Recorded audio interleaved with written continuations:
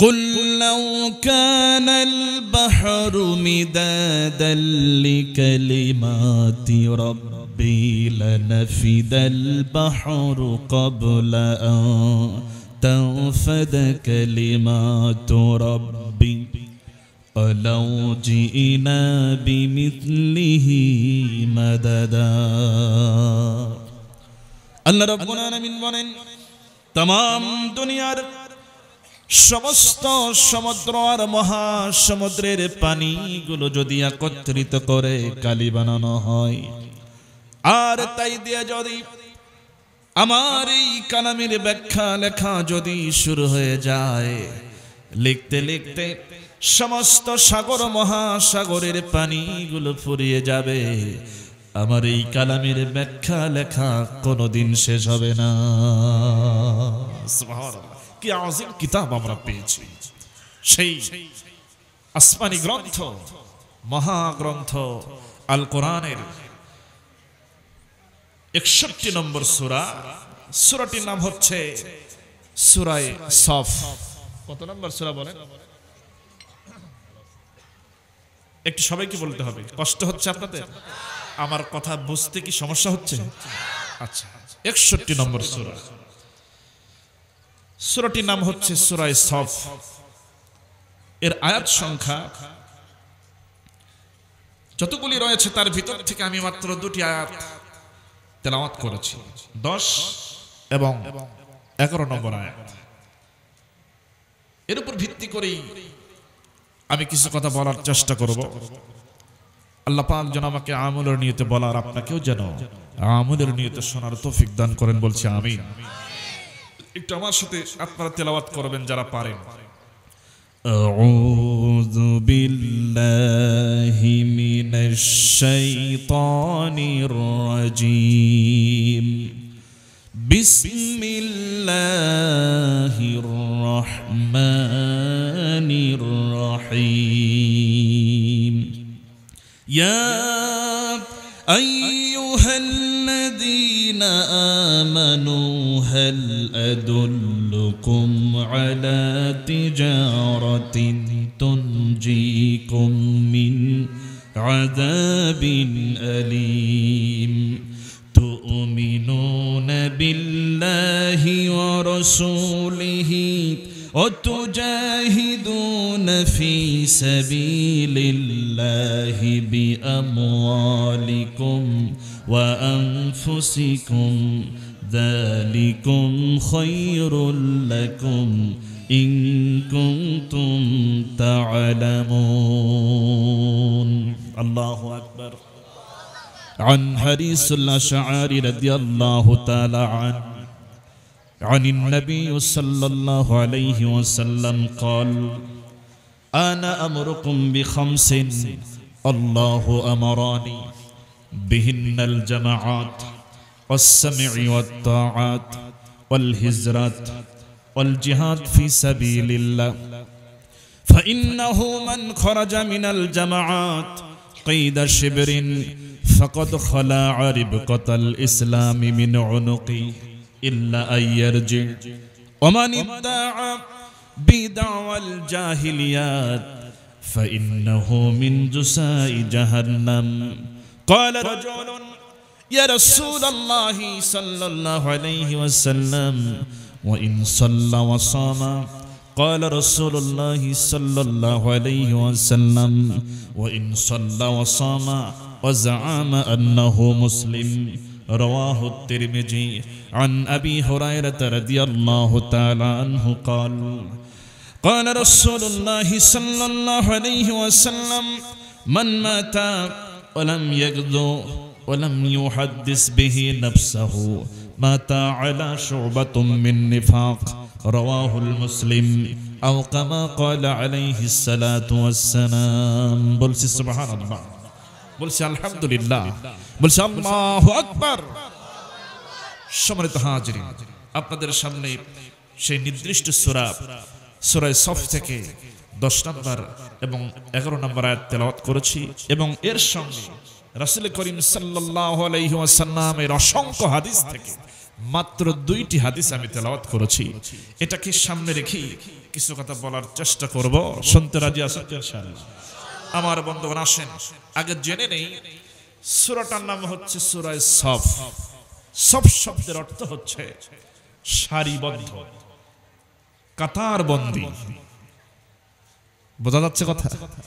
সারিবদ্ধ, কাতারবদ্ধ বা কাতারবন্দী, তার মানে বোঝা যাচ্ছে কাতার তো আর একা একা হয় না, হয় কি? অনেকের সমন্বয়ে একটা কাতার হয়ে যায়। সারিবদ্ধ তার মানে সেখানে অনেকজনের অবস্থান, সবাই মিলেই সারিবদ্ধ হয়ে দাঁড়িয়েছে বলেই সারিবদ্ধ শব্দটা এখানে ব্যবহার করা হয়েছে। এখন আসুন, এই যে সূরার নামটা কিভাবে হলো, কোথা থেকে এলো? এটা তো আল্লাহ পাক অন্য কোন গ্রহ থেকে নাজিল করেন নাই। এই কোরআনের এই সূরারই কোনো না কোনো একটা জায়গা থেকে শব্দটাকে এনে এই সূরার নামকরণ করেছেন সূরা সফ। সুবহানাল্লাহ বলেন। শুধু এটা নয়, কোরআনে আরো যত সূরা আছে সবগুলো সূরার নাম ওই সূরারই কোনো না কোনো অংশ থেকে, আয়াত থেকে টান দিয়ে এটার নামকরণ করা হয়। এবং এই নাম, এই চয়েস, এগুলো কে করেছেন বলেন তো? আমার বন্ধুগণ খেয়াল করুন, আল্লাহ রাব্বুল আলামিন এই সূরা সফের মতো আরো অনেক সূরা নাজিল করেছেন কোরআনে কারীমের ভিতরে। যদি জানা থাকে বলবেন, কোরআনে কারীমের ভিতরে সূরার সংখ্যা কত? 114টি। সবগুলোর নাম কে দিয়েছেন? এই কোরআনে কারীমের ভিতরে আল্লাহ রাব্বুল আলামিন প্রাণীর নামে সূরা দিয়েছেন, কীটপতঙ্গের নামে সূরা দিয়েছেন, লোহার নামে সূরা দিয়েছেন, সূর্যের নামে সূরা দিয়েছেন, আবার মানুষের নামেও সূরা দিয়েছেন। আছে না নাই? একটু প্রমাণটা করে নেই। সূরার নামগুলোকে আল্লাহ পাক কিভাবে চয়েস করলেন, বাছাই করলেন, নামকরণ করলেন, নাম দিলেন। প্রথমে যদি আমরা একটু চলে যাই সূরা ফাতিহার পরে যে সূরাটা আমরা দেখতে পাবো, বলেন তো সূরাটার নাম কি? বাকারা মানে কি? গাভী, গরু, তার মানে প্রাণীর নামে সূরা। প্রাণীর নামে সূরা। এরপর আল্লাহ রাব্বুল আলামিন কোরআনে কারীমের ভিতরে কীটপতঙ্গের নামে সূরা দিয়েছেন, যেমন মৌমাছির নামে সূরা আছে না? সূরা নাহল। এরপরে মাকড়সার নামে সূরা আছে না? সূরা আনকাবুত। এরপরে ছোট্ট একটা প্রাণী যার নাম হলো পিঁপড়া, পিঁপড়ার নামেও সূরা আছে না? সূরা নামল। এবার আসেন, যেহেতু পিঁপড়ার নামটা চলে এলো, সামান্য 2 মিনিট একটু বলে নিই শিক্ষা নেওয়ার জন্য। আল্লাহ রাব্বুল আলামিন পৃথিবীতে এত সৃষ্টি থাকতে, এত বিশাল বিশাল সৃষ্টি থাকতে, সামান্য পিঁপড়ার নামে ছোট্ট একটা পতঙ্গের নামে কেন সূরা দিলেন? রহস্য আছে না নাই? অবশ্যই আছে। একটু জানার চেষ্টা করি শিক্ষা নেওয়ার জন্য। আসলে মূলত এই পিঁপড়ার ভিতরে আল্লাহ রাব্বুল আলামিন কিছু গুণাবলী দিয়েছেন, যেমন নেতৃত্বের যত কোয়ালিটি, নেতা হওয়ার যত গুণাবলী দরকার, এই পিঁপড়ার ভিতরে আল্লাহ পাক দিয়ে দিয়েছে।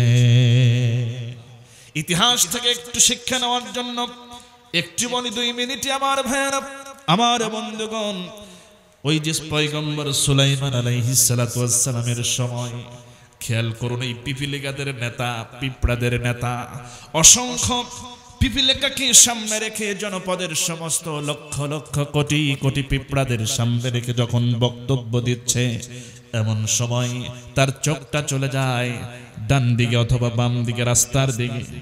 এবার লক্ষ্য করে পিঁপড়াদের নেতা দেখতেছে পয়গম্বর সুলাইমান আলাইহিস সালাতু ওয়াস সালাম তার বিশাল সেনাবাহিনী নিয়ে ওই পথ ধরে আসতেছে। পিঁপড়া এবার এই দৃশ্য দেখে তার সমস্ত বক্তব্যকে স্টপ করে দিল, বন্ধ করে দিল। এবার তার অধীনস্থ সমস্ত এই যে অন্যান্য পিঁপড়া, তাদের নেতাকর্মী, সমস্ত সদস্যদেরকে সাবধান করে দিচ্ছে, ও আমার জনপদের পিপিলিকারা, পিঁপড়ারা, তাড়াতাড়ি করে এখান থেকে নিরাপদ স্থানে চলে যাও, তাড়াতাড়ি করে এখান থেকে তোমরা গর্তের ভিতরে ঢুকে পড়ো।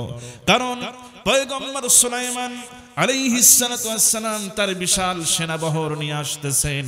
তাদের পদতলে পড়ে তোমরা ধ্বংস হয়ে যাবে, পিষ্ট হয়ে যাবে, শেষ হয়ে যাবে। অতএব আমি এখানে দণ্ডায়মান আছি, আমি এখানে দাঁড়ানো অবস্থায় তোমরা নিরাপদে চলে যাও। তোমাদের নিরাপত্তা নিশ্চিত না করা পর্যন্ত আমি এখানে দাঁড়িয়ে থাকব। প্রয়োজনে জীবনের ঝুঁকি নিয়ে পয়গম্বর সুলাইমান আলাইহিস সালাতু ওয়াস সালামের সামনে মুখোমুখি হব, কিন্তু তোমাদের নিরাপত্তা আমার আগে দরকার। তাড়াতাড়ি করে এখান থেকে কেটে পড়ো, গর্তের মধ্যে ঢুকে যাও। আমার ভাইয়ের একটু খেয়াল করুন, এই পিঁপড়া নেতা, তার অধীনস্থ সমস্ত নেতা কর্মী, তার অধীনস্থ সমস্ত জনপদের পিঁপড়াদের নিরাপত্তার জন্য কত পেরেশান। তাদের সাবধান করে দিচ্ছে, তাদেরকে বলতেছে নিরাপদে নিরাপদ জায়গায় চলে যাও, আমি জীবনের ঝুঁকি নিয়ে এখানে দাঁড়িয়ে থাকবো। আমার বন্ধুগণ, আল্লাহ পাক এখান থেকে শিক্ষা নিতে বলছেন। ওই পিঁপড়াও হলো নেতা, আর আমাদের সমাজের নেতাও হলো নেতা। আমরা যাদের আনুগত্য করি, যাদের নেতা হিসেবে মানি, তারা আমাদের অধীনস্থ, তারা তাদের অধীনস্থ সমস্ত নেতা কর্মী এবং সমর্থক কর্মী বাহিনীদেরকে নিরাপত্তা দেওয়া তো দূরের কথা, নিরাপদে রাখা তো দূরের কথা, বরং নিজেই প্রাণ ভয়ে নিজের জীবন নিয়ে পালায়া চলে যায়। কথা বলেন ঠিক কিনা? আল্লাহ পাক বলছেন নেতার গুণাবলীতে এমনটা হতে পারে না। পিঁপড়া থেকে শিক্ষা নাও, সে নিজের জীবনের ঝুঁকি নিয়ে তার অধীনস্থ সমস্ত পিঁপড়াদের নিরাপদ জায়গায় পৌঁছায় দিচ্ছে। সেখানে দণ্ডায়মান নেতা হলে এমন নেতা হতে হবে, কর্মী বাহিনী বিপদে পড়বে আর আমি পালায়া চলে যাব, এমনটা নয়।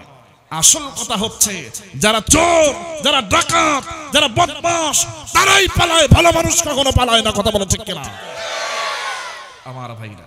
এজন্য এই নামের সাথে একটু দৃষ্টান্ত, একটু প্রেক্ষাপট মিল আছে বলি একটু বললাম, মন খারাপ করলে আমার বন্ধুগণ। তাহলে পিঁপড়ার নামে সূরা আল্লাহ দিলেন। এরপর আল্লাহ রাব্বুল আলামিন এই কোরআনে কারীমের ভিতরে বড় একটা প্রাণীর নামে সূরা দিয়েছেন, যার নাম হলো সূরায়ে ফিল। আসনা নাই? ফিল মানে কি? হাতির নামে সূরা। শুধু তাই নয়, আল্লাহ রাব্বুল আলামিন মুমিনদেরকে চেনার জন্য সূরায়ে মুমিনুন নামে সূরা দিয়েছেন, আবার মুনাফিকদেরকে চেনার জন্য সূরায়ে মুনাফিকুন নামেও সূরা দিয়েছেন। কথা বলেন ঠিক কিনা? আবার কাফেরদেরকে চেনার জন্য সূরায়ে কাফিরুন নামেও সূরা দিয়েছেন, যাতে করে বান্দা এই সূরার নামগুলো দেখেই আন্দাজ করে নিতে পারে যে এর ভিতরে কি আছে। খেয়াল করুন, আসলেই তো তাই। বান্দা যখন কোরআনটা খুলবে, পড়বে, যখন দেখবে সূরার নাম সূরায়ে মুমিনুন, সহজে বান্দার ভিতরে চিন্তা আসবে তাহলে মুমিনদের ব্যাপারে এখানে কিছু বলা আছে। যখন বান্দা দেখবে সূরার নামটাই মুনাফিকুন, বান্দার মধ্যে সহজে চিন্তা আসবে যে তাহলে মুনাফিকদেরকে নিয়ে এখানে কিছু বলা আছে। যখন দেখবে বান্দা যে সূরার নামটাই কাফির, সহজে বান্দা আন্দাজ করতে পারবে তাহলে কাফেরদেরকে নিয়ে এখানে কিছু বলা আছে। তাহলে সূরায়ে সফ ওই রকম নামের মতোই এটাও ভিন্ন আরেকটি নাম, সূরায়ে সফ, কাতারবন্দি, সারিবদ্ধ। তার মানে এর দ্বারা মানে আন্দাজ করা যায় এখানে সারিবদ্ধ বা কাতারবন্দি হয়ে কোনো না একটা ঘটনা ঘটেছে, না হলে তো এই ধরনের নাম আল্লাহ দিতেন না। কথা বলেন ঠিক? আমার বন্ধুরা শোন, এই যে নামটা আল্লাহ পাক দিলেন, কোথা থেকে দিলেন? এই সূরার 4 নম্বর আয়াতে কারিমা আপনারা খেয়াল করবেন। কত নম্বর আয়াত বলেন? 4 নম্বর আয়াত। এবার ভালো করে কান করে শুনে, কান খুলে শুনে নেন। 61 নম্বর সূরা, সূরায়ে সফ, এর 4 নম্বর আয়াতে খেয়াল করবেন। আল্লাহ পাক বলছেন, ইন্নাল্লাহা ইউহিব্বুল্লাযীনা ইউকাতিলুনা ফী সাবিলিহি সাফফান কান্নাহুম বুনয়ানুম মারসুস। আল্লাহু আকবার। এখানে আল্লাহ রাব্বুল আলামিন বলছেন, নিশ্চয় আল্লাহ রাব্বুল আলামিন তাদেরকেই ভালোবাসেন, তাদেরকেই বেশি মহব্বত করেন, ভালোবাসেন, যারা তার রাস্তায় কাতারবন্দি হয়ে সারিবদ্ধ হয়ে সংগ্রাম করে, লড়াই করে তার জন্য। সুবহানাল্লাহ বলেন। খেয়াল করেন, সাবিলি সাফফান, এই যে সফ, এই শব্দ এখানে আছে না নাই? এই যে সফফান, সফ শব্দটাকে আস্তে করে আল্লাহ পাক নিয়ে এসে এই সূরার নামটা দিলেন সূরায়ে সফ। বোঝা গেল বিষয়টা? এবার আসেন আল্লাহ রাব্বুল আলামিন এই আয়াতের ভিতরে কি বলছেন সেদিকে চলে যাব। আল্লাহ রাব্বুল আলামিন বলছেন ইয়া আইয়ুহাল্লাযীনা আমানু হাল আদুল্লুকুম আলা তিজারাতিন তুনজিকুম মিন আযাবিন আলীম তুমিনুনা বিল্লাহি ওয়া রাসূলিহি وتجاهدون في سبيل الله بأموالكم وأنفسكم ذلكم خير لكم إن كنتم تعلمون الله أكبر আল্লাহ রাব্বুল আলামিন বলছেন হে ইমানদারেরা আমি কি তোমাদের কি এমন একটা ব্যবসার কথা বলবো না যেই ব্যবসাটা করলে পরে তোমরা কঠিন জাহান্নামের আগুন থেকে নাজাত পেয়ে যাবে। এবার একটু বলেন তো জাহান্নামের আগুন থেকে আমরা নাজাত পেতে চাই কি চাই না? সবাই বলতে হবে চাই কি চাই না। আল্লাহ পাক তাই বলছেন আমি কি তোমাদের কি এমন একটা বিজনেস এমন একটা ব্যবসার কথা বলে দেব নাকি যেই ব্যবসাটা করলে পরে তোমরা কঠিন সেই পীড়াদায়ক জাহান্নামের আগুন থেকে তোমরা নাজাত পেয়ে যাবে। এবার আল্লাহ পাক নিজেই প্রশ্ন করলেন, নিজেই প্রশ্ন ছুড়ে দিলেন যে আমি বলে দেব নাকি সেই ব্যবসাটা কি। সাথে সাথে আবার জবাবটাও আল্লাহ পাক নিজেই দিয়ে দিচ্ছেন, সেটা হলো তুমিনুনা বিল্লাহ, তোমরা আল্লাহর প্রতি ঈমান আনো। সুবহানাল্লাহ। সেই ব্যবসাটা হচ্ছে তুমিনুনা বিল্লাহি ওয়া রাসূলিহি, তোমরা আল্লাহ এবং আল্লাহর রাসূলের উপর ঈমান আনো। ওয়া তুজাহিদুনা ফি সাবিলিল্লাহ, এবং তোমরা আল্লাহর রাস্তায় সংগ্রাম করো, জিহাদ করো, প্রচেষ্টা চালাও। বিআমওয়ালিকুম ওয়া আনফুসিকুম, তোমাদের সম্পদ এবং জীবন দিয়া। শেষে আল্লাহ বলেন যালিকুম খায়রুল লাকুম ইন কুনতুম তা'লামুন, এটা তোমাদের জন্য খুবই উত্তম যদি তোমরা বুঝতে পারো।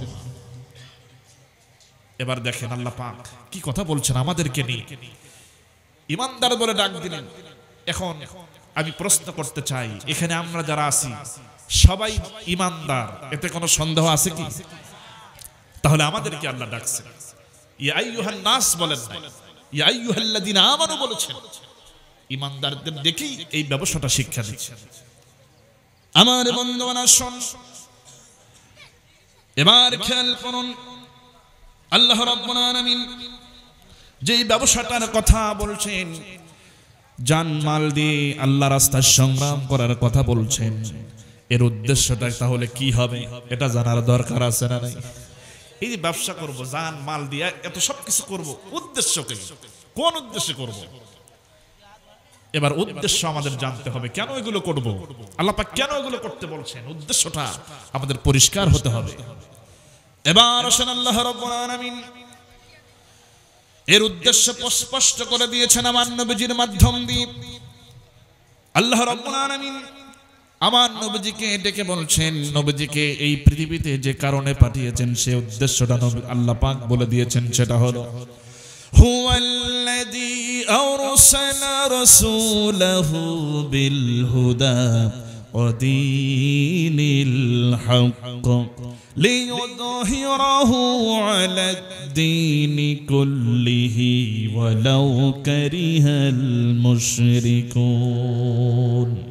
আল্লাহ রাব্বুল আলামিন বলছেন, হে রাসূল, আমি আপনাকে এই জন্য দুনিয়ায় প্রেরণ করেছি, পাঠায়েছি দ্বীন হক আর সত্য সহকারে, যাতে করে আপনি এই দুনিয়ার সমস্ত মতবাদ আইনের উপরে, বিধানের উপরে, জীবন ব্যবস্থার উপরে আমি আল্লাহ রাব্বুল আলামিনের দেওয়া জীবন বিধান যেন কায়েম করে দিতে পারেন, যেন বিজয়ী করে দিতে পারেন।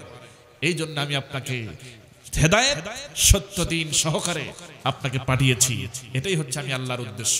সম্মানিত হাজিরিন, যেহেতু নবীজি দুনিয়ায় নাই, তিনি বিদায় গ্রহণ করেছেন, এই জমিনে কি আল্লাহর দ্বীন বিধান এটা কি বিজয়ী বেশে আছে? কথা বলেন, আছে কি? বিজয়ী বেশে নাই। দ্বীনের কিছু কিছু কাজ আছে, কিন্তু সমস্ত দ্বীনের উপরে, জীবন ব্যবস্থার উপরে আল্লাহর দ্বীন বিজয়ের বেশে নাই, বিজয়ী বেশে নাই। এই জন্য এই দায়িত্ব আমাদের উপরে পড়ে গেছে। এই দায়িত্ব আমাদের পালন করার দরকার আছে না? এই দায়িত্ব যদি আমরা পালন করতে যাই, তাহলে আমাদেরকে সারিবদ্ধ হয়ে কাতারবন্দী হয়ে দাঁড়িয়ে যেতে হবে, সংঘবদ্ধ হতে হবে, একটা দলবদ্ধ হয়ে এই সংগ্রামটা চালাতে হবে। কথা বোঝা গেছে? এবার আসুন, আল্লাহ রাব্বুল আলামিন বলছেন, وَلْتَكُنْ مِنْكُمْ أُمَّةٌ يَدْعُونَ إِلَى الْخَيْرِ وَيَأْمُرُونَ بِالْمَعْرُوفِ وَيَنْهَوْنَ عَنِ الْمُنْكَرِ وَأُولَئِكَ هُمُ الْمُفْلِحُونَ। এখানে আল্লাহ রাব্বুল আলামিন বলছেন, তোমাদের ভিতরে অবশ্যই এমন একটা দল থাকা দরকার। কে বলছেন? অবশ্যই একটা দল থাকা দরকার, একটা দল থাকা উচিত যাদের কাজ হবে হলো ইয়ামুরুনা বিল মারুফ, নিজেরা সমস্ত ভালো কাজ নিজেরাও করবে, আঞ্জাম দেবে, সমাজে ভালো কাজগুলো চালু করে দেবে। ওয়ায়ানহাউনা আনিল মুনকার, নিজেরা সমস্ত অন্যায় থেকে বিরত থাকবে, সমাজ থেকে সমস্ত অন্যায়গুলো দূর করে দেবে। আল্লাহ পাক পরবর্তী অংশে বলছেন, ওয়া উলাইকা হুমুল মুফলিহুন, ওরাই হলো সফল কাম, তার মানে তারাই হলো জান্নাতের মেহমান। সুবহানাল্লাহ। তাহলে একটা দল থাকা দরকার, তার মানে আমাদের মধ্যে এইরকম একটা দল যদি না থাকে তাহলে ওই দল বানাতে হবে, কায়েম করতে হবে, যাতে করে আমরা কাতারবন্দী হয়ে সারিবদ্ধভাবে দাঁড়াতে পারি যে কোনো পরিস্থিতির বিরুদ্ধে। এরপরে আমাদের কাজ হবে সব ভালো কাজ সমাজে চালু করে দেব, সমাজ থেকে সমস্ত অন্যায়গুলো দূর করে দেব। তাহলেই কেবল প্রকৃত ইমানদার মুসলমানের প্রমাণ পেশ করা আমাদের পক্ষে সহজ হবে। কথা বলেন ঠিক কিনা? আচ্ছা বলেন, এই বাংলার জমিনে বলা হয় যে দ্বিতীয় বৃহত্তম মুসলিম জনপদ, খেয়াল করুন, মানে অন্ধকার, এদের দ্বারা জাতির কোন কল্যাণ হবে, এই ধরনের নানা চিন্তায় আমরা একেবারে হতাশাগ্রস্ত হয়ে থাকতাম। কিন্তু আল্লাহ পাক আমাদের সমস্ত চিন্তা চেতনাকে পাল্টে দিয়ে এই যুবকদেরকে টার্গেট করে, ছাত্র সমাজকে টার্গেট করে, তাদের মাধ্যম দিয়ে এই জমিন থেকে জালেমের জুলুমের অবসান করেছেন। কথা বলে ঠিক কিনা? অতএব আল্লাহ পাক যুবকদেরকে ভালোবাসেন, অনেক ভালোবাসেন, মহব্বত করেন। যুবকদেরকে আল্লাহ পাক এত ভালোবাসেন, এই যুবকদের দ্বারাই যুগে যুগে ইসলামের পতাকা বিভিন্ন ভূখণ্ডে উড্ডীন হয়েছে। সুবহানাল্লাহ।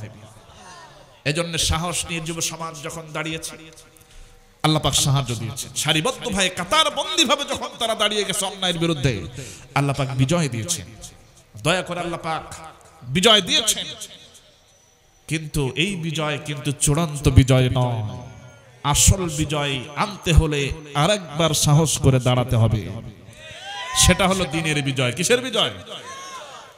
সাহস নিয়ে দাঁড়িয়েছ তাই মুক্ত হয়েছে জামিন,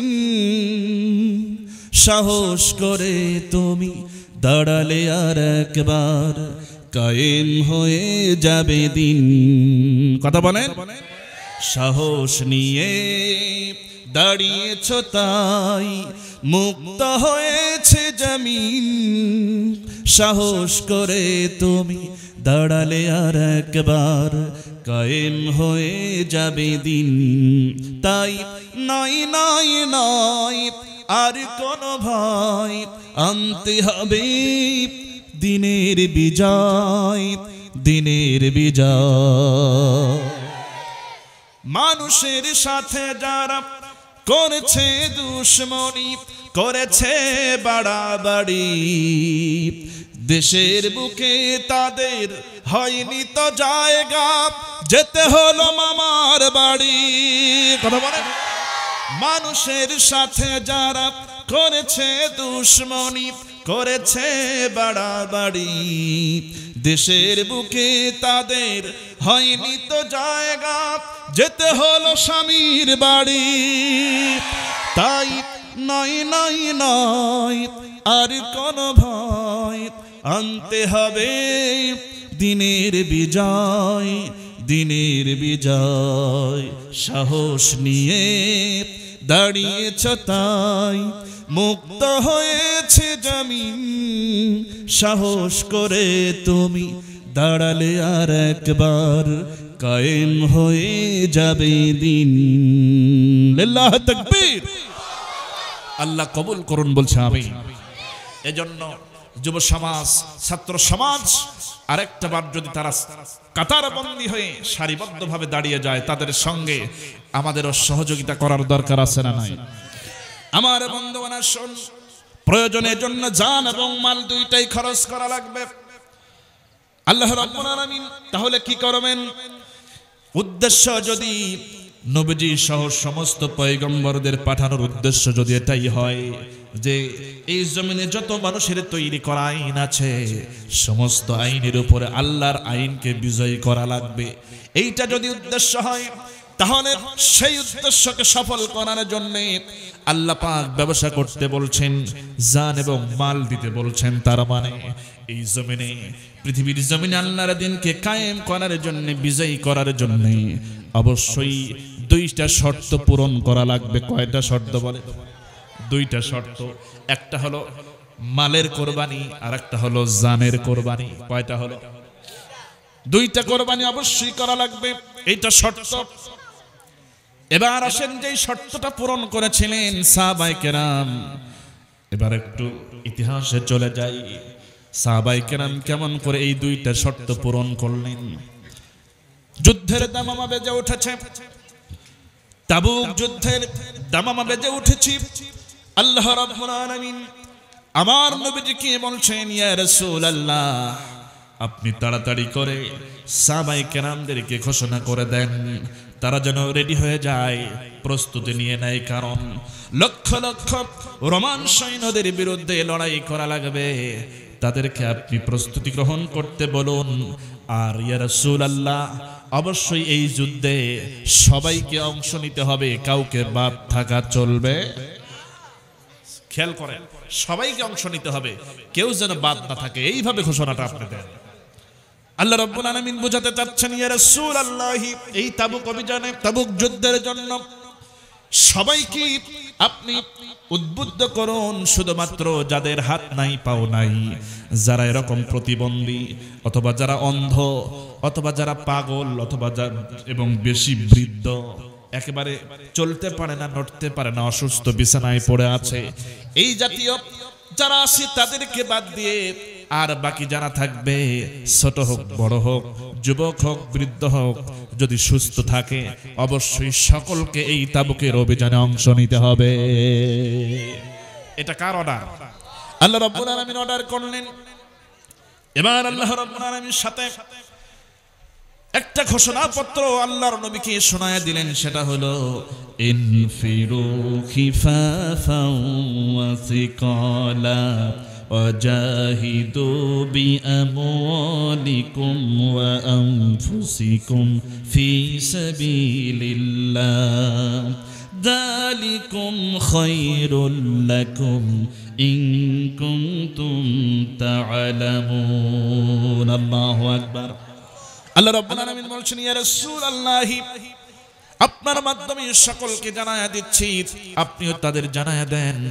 আল্লাহ পাক বলছেন, তোমরা আল্লাহ রাস্তায় বের হয়ে পড়ো, তোমরা হালকা হও অথবা ভারী হও, তোমাদের সম্পদ কম থাকুক আর বেশি থাকুক, অস্ত্র কম থাক আর বেশি থাক, তোমরা যুবক হও অথবা বৃদ্ধ হও, দুর্বল হও অথবা সবল হও, উভয় অবস্থায় আল্লাহর জন্য, আল্লাহর দ্বীনের জন্য সংগ্রামে ঝাঁপিয়ে পড়ো। সুবহানাল্লাহ। আল্লাহ পাক অর্ডার করছেন, যে অবস্থায় থাকো তোমরা আল্লাহর জন্য, আল্লাহর পথে লড়াই করার জন্য তোমরা জান মাল নিয়ে হাজির হও। এখানেও জান এবং মালের কথা কে বললেন? এবার আসেন, সকলে অবগত আছেন, এই তাবুক যুদ্ধের জন্য নবীজি ঘোষণা দিলেন, মসজিদে নববীর সামনে নিজের রহমতের গায়ের চাদরটা বিছায়া দিলেন। সকলে জানেন, সেখানে আল্লাহর ঘোষণা অনুযায়ী নবীজি বলে দিলেন, সর্বোচ্চ অর্থের কোরবানি তোমাদেরকে আজকে দিতে হবে, সর্বোচ্চ ত্যাগ, সর্বোচ্চ মালের কোরবানি তোমাদেরকে আজকে দিতে হবে। সবাই তাই করলেন। ইতিহাস সাক্ষী দিচ্ছে, তাবুকে সাহাবায়ে কেরাম একেবারে দানের প্রতিযোগিতা শুরু হয়ে গেল, দানের প্রতিযোগিতা শুরু করলেন তারা, কে কার থেকে কত বেশি দিতে পারে। এমন দান উঠল, এমন দান সেখানে কায়েম হলো, এমন দান নবীদের সামনে স্তূপ হয়ে গেল, প্রতিষ্ঠিত হয়ে গেল। এমন দান একেবারে পাহাড়ের মতো উঁচু হয়ে গেল যে এক পাশ থেকে আরেক পাশে নবীদের চেহারা দেখা যাচ্ছিল না। এত অর্থের কোরবানি সাহাবীরা করলেন। এবার আল্লাহ রাব্বুল আলামিন সিদ্ধান্ত নিচ্ছেন। আল্লাহ পাক বলছেন, মুজাহিদরা, তোমরা যে অর্থের কোরবানি করলে, তোমরা যে মালের কোরবানি করলে, এবার আরেকটা কোরবানি আমি দেখতে চাই। মালের কোরবানিতে তোমরা পাস। সুবহানাল্লাহ বলেন। মালের কোরবানিতে সাহাবীরা পাস। ওই যে দিন বিজয়ের জন্য শর্ত কয়টা বললাম? দুইটা, একটা মালের কোরবানি আর একটা জানের কোরবানি। মালের কোরবানিতে সাহাবীরা পাস। আল্লাহ পাক অপেক্ষা করছেন, দেখি তোমরা জানের কোরবানি কি রকম দিতে পারো। এবার সাহাবায়ে কেরাম নবীজির সঙ্গে একাত্মতা ঘোষণা করলেন। মালের কোরবানিতে তারা তো সফল হলেন, পাশ করলেন। এবার আমার নবীজির সঙ্গে জানেন এই তাবুকের যুদ্ধের ময়দানে 1 নয় 2 নয় 1000 নয় 2000 নয় 30,000 মুসলমান নবীজির সঙ্গে রওনা হয়ে যায়। সুবহানাল্লাহ। তাবুক অভিযানে কত হাজার রওনা হলো। সবাই জান দেওয়ার মানসিকতা নিয়ে ময়দানের দিকে অগ্রসর হচ্ছে, আর সবার মুখে একটাই ধ্বনি, লিল্লাহি তাকবীর, আল্লাহু আকবার। তার মানে এই আওয়াজ চতুর্দিকে এমন ভাবে ছড়িয়ে দিচ্ছেন, প্রকম্পিত হয়ে যাচ্ছে সেই রাস্তা, সেই আকাশ বাতাস, এবং মানুষ মনে করতেছে 30,000 না, মনে হয় 30 লাখ আছে। আমার ভাই খেয়াল করো, মুসলমানদের হাতিয়ার তো একটাই, সেটা হচ্ছে যে কোনো বাতিল শক্তির বিরুদ্ধে একটি আওয়াজ তারা উচ্চারণ করবে। কার নামে? আসতে বলবেন না, জোরে বলেন, কার নামে? একটু পরীক্ষা হয়ে যাক, দেখি তো। লিল্লাহি তাকবীর। দেখেন সামনে যারা ছোট মানুষ, ওদের আওয়াজই বেশি, পিছনে অনেকে মুখই খোলেন নাই, মানে আওয়াজই দেন নাই। দেখেন এই আওয়াজ যখন থেকে দুর্বল হয়েছে, তখন থেকেই আমাদের এরকম অধপতন শুরু হয়েছে। কথা বলেন ঠিক কিনা? ইতিহাস সাক্ষী, মুসলমানদের কোন সময় কোন যুদ্ধে কাফেরদের চাইতে সৈন্য সংখ্যা বেশি ছিল, এবং কাফেরদের চাইতে কোন যুদ্ধে মুসলমানদের অস্ত্র শস্ত্র বেশি ছিল। কিন্তু যখন তারা মজবুত ঈমান নিয়ে ময়দানে ঝাঁপিয়ে পড়েছেন, এই নারায়ে তাকবীর আল্লাহু আকবারের স্লোগান দিয়ে যখন ময়দানে ঝাঁপিয়ে পড়েছেন, তাদের এই আল্লাহু আকবার ধ্বনির হুঙ্কারে কাফের বেঈমানদের অন্তরগুলো প্রকম্পিত হতো, এবং ভয়ে তাদের হাত থেকে তরবারিগুলো ঝনঝন করে মাটিতে পড়ে যেত। বলেন আল্লাহু আকবার। তাহলে এই শব্দের পাওয়ার আছে না নাই? অবশ্যই আছে। অথচ বিগত দিনে এই আল্লাহর নামের এই আওয়াজের মধ্যে, তাকবীরের মধ্যে জঙ্গিবাদের গন্ধ খোঁজা হতো। কথা বলেন ঠিক কিনা? অনেক নাটক তারা তৈরি করত, মাদ্রাসার ছাত্রদের মধ্যে জঙ্গিবাদের মানে জঙ্গি তালাশ করত, এরকম নাটক তারা তৈরি করত। মসজিদের ইমামের পিছনে লেগে থাকতো, মাদ্রাসার শিক্ষকদের পিছনে লেগে থাকতো, যে জঙ্গি জঙ্গি নাটক যদি এই জমিনে এই দেশে প্রতিষ্ঠিত করা যায়, তাহলে এই কোরআনওয়ালারা, এই টুপিদারিওয়ালারা বিশ্বের কাছে তারা মানে বেকায়দায় পড়ে যাবে, এরা আর কোনোদিন ক্ষমতায় আসতে পারবে না। নাউযু বিল্লাহি মিন যালিক। আর এর জন্য সবচাইতে বেশি পেপার পত্রিকা টেলিভিশনগুলোতে উস্কানিমূলক এবং ঘৃণ্য অপকর্মের জড়িত যে সমস্ত সংবাদ মাধ্যম এগুলো কভারেজ দিয়েছে, প্রচার করেছে, তাদের মধ্যে অন্যতম হচ্ছে ডেইলি স্টার এবং প্রথম আলো পত্রিকা। কথা বলেন ঠিক কিনা? যার বিরুদ্ধে আমাদের সংগ্রাম চলমান আছে। এদের ভূমিকার কারণে 5ই মে শাপলা চত্বরে হাজার হাজার হাফেজে কোরআনকে শহীদ করা হয়েছে মুসলমান। এরাই উস্কানিদাতা। আজকে কি আমরা সেই হাজার হাজার হাফেজে কোরআনকে আজকে কি আমরা ফিরে পেয়েছি? পাই নাই। আমার ভাইরা, এজন্য এদের বিরুদ্ধেও দাঁড়াতে হবে মজবুত ভাবে, এবং তাদের সামনে হুঙ্কার দিয়ে আল্লাহর নামের আওয়াজ দিবেন, দেখবেন ওরা ভয়ে পালাতে শুরু করবে। আমাদের অস্ত্র হাতে দেওয়ার দরকার নাই। খেয়াল করো, মুসলিম জাতি কিন্তু এই বিশ্বকে শাসন করেছে একবার কোরআনকে যথাযথভাবে মর্যাদা দেওয়ার কারণে সম্মানিত হয়েছে। আজকের পৃথিবীতে সেই মুসলমান, সেই কোরআন আজও আছে। বলেন তো আমরা শান্তিতে আছি না অশান্তিতে? কবি আফসোস করে বলতেছেন, ও জামানা মে মুআজ্জাজ থি মুসলমান হোকর, ও জামানা মে মুআজ্জাজ থি মুসলমান হোকর, और तुम खरबाने हो तारके कुरआन होकर। সে যুগের মুসলমান কোরআনকে মর্যাদা দেওয়ার কারণে, কোরআনকে সম্মান করার কারণে, কোরআনকে নিজেদের জীবনে মেনে নেওয়ার কারণে, কোরআনকে লালন করার কারণে, পালন করার কারণে, মেনে নেওয়ার কারণে গোটা পৃথিবীতে তারাই সম্মানিত হয়েছেন, মর্যাদাবান হয়েছিলেন। গোটা বিশ্বকে তারাই শাসন করেছিলেন। সেই কোরআন আজও আছে, সেই মুসলিম জাতি আজও আছে। কিন্তু আজকের মুসলমান জাতি কোরআনকে সঠিকভাবে মর্যাদা না দেওয়ার কারণে, যথাযথভাবে সম্মান না করার কারণে, কোরআনকে নিজেদের জীবনে মেনে না নেওয়ার কারণে গোটা পৃথিবীতে মুসলমানেরাই আজ লাঞ্ছিত, অপমানিত। এই কথা ঠিক না ঠিক? এমনটা তো হওয়ার কথা ছিল না।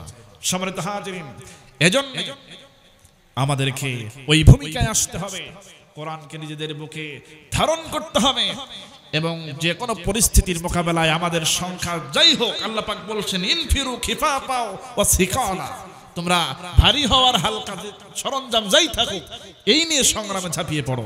শর্ত হচ্ছে জান এবং মাল, এই দুইটা শর্ত পূরণ করবা। কে বলতেছে? আল্লাহ পাক। আর আল্লাহর নামের তাকবীরের আওয়াজ, এটা হচ্ছে তোমাদের মূল হাতিয়ার। এই আওয়াজ আসতে হবে না জোরে? লিল্লাহি তাকবীর। এখনো হয়নি। যদি তোমাদের হিংসার আগুনে জ্বলে পুড়ে হই ছাই, যদি তোমাদের আক্রোশ ঝরে চুরমার হয়ে যাই, যদি তোমাদের পথের কাটা মনে করো আমাদের, ষড়যন্ত্রের জাল বনে নাও প্রস্তুতি যুদ্ধের, যদি আমাদের ফাঁদে আটকাতে খোঁজো নানান উপায়, যদি আমাদের ফাঁদে আটকাতে খোঁজো নানান উপায়, সোজা পথে হেরে বাঁকা পথে নাও চাতুরীর আশ্রয়, যদি পৃথিবীর প্রতিটি কণায় গড়ে তোলো কারাগার, যদি আমাদের সব রসদের বন্ধ করো দ্বার, যদি পৃথিবীর প্রতিটি কণায় গড়ে তোলো কারাগার, যদি আমাদের সব রসদের বন্ধ করো দ্বার, যদি বুলেটের আঘাতে বসতি কেঁপে ওঠে থর থর, তবু স্লোগানে একটাই ধ্বনি তুলব বারে বার, নারায়ে তাকবীর, আল্লাহু আকবার, নারায়ে তাকবীর, আল্লাহু আকবার, নারায়ে তাকবীর, আল্লাহু আকবার, নারায়ে তাকবীর। কি ঠিক আছে তো? সবাই পিছনের ভাইয়ের আওয়াজ দিবেন তো ইনশাআল্লাহ? এই আওয়াজ মুসলমানদের ঈমানকে দুর্বল করে না মজবুত করে? আসতে বলবেন না, দুর্বল করে না মজবুত করে? গুম হয়ে গেছে ভাই তবু পথ চেয়ে থাকি বসে, শহীদ আবরার হয়ে সে যদি ফিরে আসে, পিতা মাতা হারিয়ে ও বুঝ শিশুকে দেখায়, বিচার করো গো প্রভু আমি নালিশ দিয়ে যাই, নরপিচাস সীমারের দল জানো নাই খবর, আমরা তো সেই উত্তর সুরি বেলাল সুমায়ার। কথা বলা ঠিক না? নরপিচাস সীমারের দল জানো নাই খবর, আমরা তো সেই উত্তর সুরি বেলাল সুমায়ার, মুমিনের কাছে ঈমানের চেয়ে দামি নেই কিছু আর, শত আঘাতেও তাকবীর ধ্বনি তুলব বারে বার, নারায়ে তাকবীর, আল্লাহু আকবার, নারায়ে তাকবীর, আল্লাহু আকবার, নারায়ে তাকবীর, আল্লাহু আকবার, নারায়ে তাকবীর। মেরেছ অনেক, সয়েছি ব্যথা, ঝরেছে রক্ত কত, তবু জিহাদের ডাক আসে যদি না শুকাতেই ক্ষত। ঘরে বসে কেউ রইব না কঠুনকো অজুহাতে, যাব রাজপথে জীবন বিলাতে আলী হামজার মতো। কথা বলেন ঠিক কিনা? মেরেছ অনেক, সয়েছি ব্যথা, ঝরেছে রক্ত কত, তবু জিহাদের ডাক আসে যদি না শুকাতেই ক্ষত। ঘরে বসে কেউ রইব না কঠুনকো অজুহাতে, যাব রাজপথে জীবন বিলাতে আলী হামজার মতো। মুসলমানের প্রতিটি ঘরে জেগে আছে তিতুমির, প্রয়োজনে ফেরে পাশের কেল্লা গড়বে নবীন বীর। মুসলমানের প্রতিটি ঘরে জেগে আছে তিতুমির, প্রয়োজনে ফেরে পাশের কেল্লা গড়বে নবীন বীর। ভুলে যাব দলকে কোন মতের একজনই রাহবার, একটাই সেই স্লোগান হবে আল্লাহু আকবার, নারায়ে তাকবীর, আল্লাহু আকবার, নারায়ে তাকবীর, আল্লাহু আকবার, নারায়ে তাকবীর, আল্লাহু আকবার, নারায়ে তাকবীর, আল্লাহু আকবার, নারায়ে তাকবীর, তাকবীর। আল কোরআনের আলো সংসদে জ্বালো, আমরা হলাম নবীর সেনা, ভয় করি না বলেন বাবা।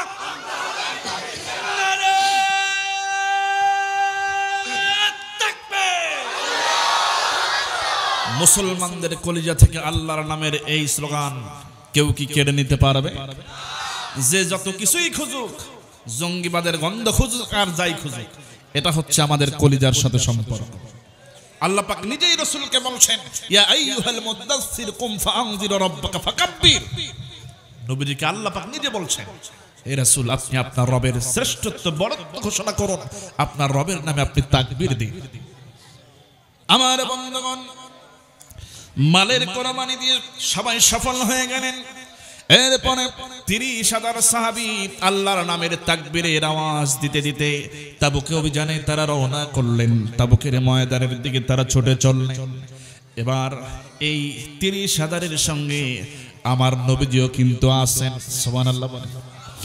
এবার আল্লাহ রাব্বুল আলামিন নিজে মনে মনে আল্লাহ পাক সিদ্ধান্ত নিয়েই ফেলেছেন, যেহেতু একটা শর্ত পূরণ হয়েছে আর একটা বাকি, মালের কোরবানি তারা সফল হয়েছে, এবার জানের কোরবানি আমি দেখতে চাই।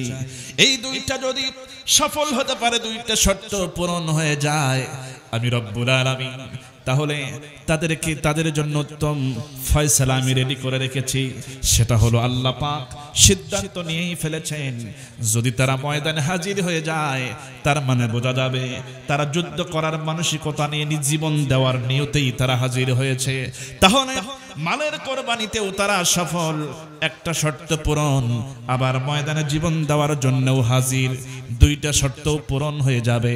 এটা যদি তারা করে ফেলে, আমি আল্লাহ পাক সিদ্ধান্ত নিয়ে ফেললাম, এই দুইটা শর্ত পূরণ করার কারণে এই তাবুকের ময়দানে রোমানদের সাথে লক্ষ লক্ষ সৈন্যদের সাথে যুদ্ধ করা লাগবে না, বিনা যুদ্ধে আমি আল্লাহ বিজয় দিয়ে দিব।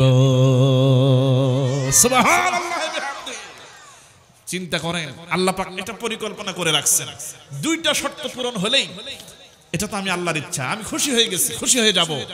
আর এই তাবুকে লক্ষ লক্ষ রোমানদের সাথে যুদ্ধ করা লাগবে না, বিনা যুদ্ধে তাবুকে আমি মুসলমানদের বিজয় দিয়ে দিব। আচ্ছা বলেন তো, আল্লাহ যদি এই সিদ্ধান্ত পরিকল্পনা নিয়ে থাকেন, তাহলে এটা সফল হবে না ব্যর্থ হবে? আল্লাহ যদি কোনো পরিকল্পনা গ্রহণ করেন, এই পরিকল্পনাকে নষ্ট করার ক্ষমতা পৃথিবীর আর কারো আছে নাকি? আসতে বলবেন আছে? আমার ভাইরা, শর্ত হলো এরকম সারিবদ্ধ হয়ে দাঁড়াতে যদি পারি, যদি কাতার বন্দী হয়ে যদি আমরা দাঁড়িয়ে যাই, এর প্রমাণ তো আমরা এই জমিনে পেয়েছি, উদাহরণ বারবার চলে আসে।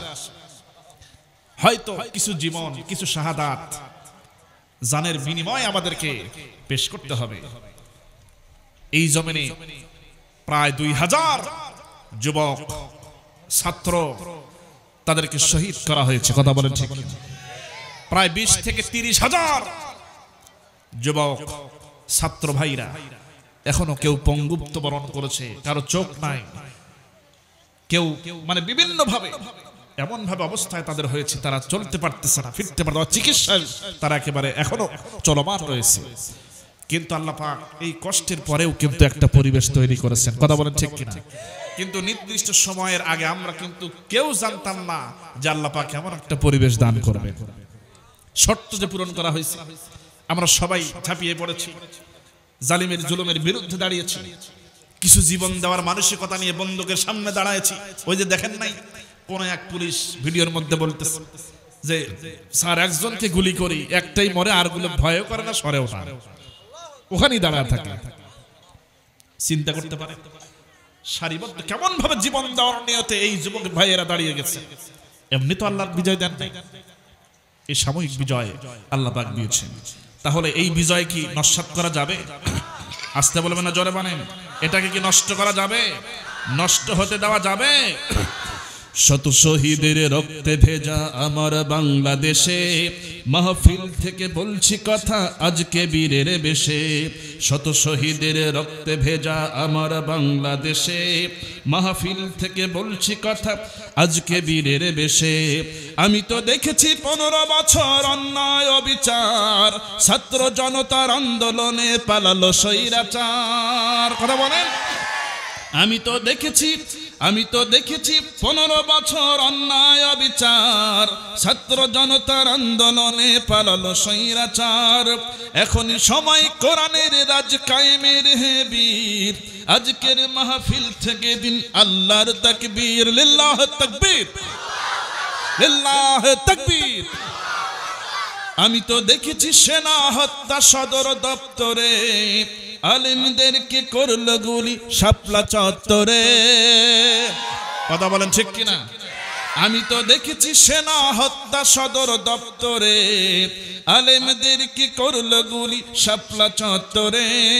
আমি তো দেখেছি আলেমদেরকে করত নির্যাতন, কত আলেমদেরকে করল ফাঁসির মঞ্চায়ন। আমি তো দেখেছি সাইদের উপর করেছে অত্যাচার, ইনজেকশনে বিষ দিয়েছিল জালেম স্বৈরাচার, কথা বলেন। আমি তো দেখেছি সাইদের উপর করেছে অত্যাচার, ইনজেকশনে বিষ দিয়েছিল জালেম স্বৈরাচার। আজকে বিচার চাই সাইদি হত্যার, আজকে বিচার চাই সাইদি হত্যার। সময় এসেছে বিচার চাওয়ার, জাগো হে বীর, সময় এসেছে বিচার চাওয়ার, জাগো হে বীর, লিল্লাহ তাকবীর। আমি তো দেখেছি রাস্তায় লোক থাকে অনাহারে, এক এক মন্ত্রী হাজার কোটি বিদেশে পাচার করে। আমি তো দেখেছি রাস্তায় লোক থাকে অনাহারে, এক এক মন্ত্রী হাজার কোটি বিদেশে পাচার করে। আমি তো দেখেছি স্বৈরাচারের জুলুম নিপীড়ন, আমি তো শুনেছি আয়না ঘরের করুণ নির্যাতন। আমি তো দেখেছি 15 বছর করেছে দেশ শাসন, আমি তো দেখেছি বিনা ভোটে করেছে দেশ শাসন। আজকে বিচার চাই স্বৈরাচারদের, আজকে বিচার চাই ভোট ডাকাতদের।